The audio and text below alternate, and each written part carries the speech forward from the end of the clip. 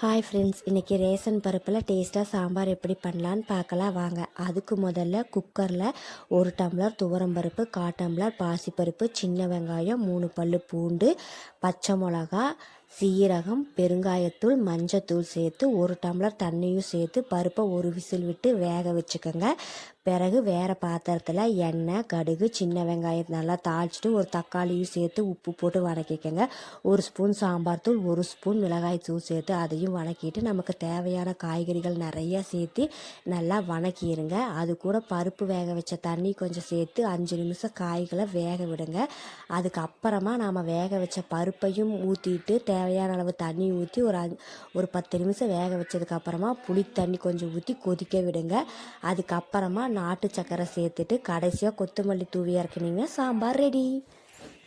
Thank you friends.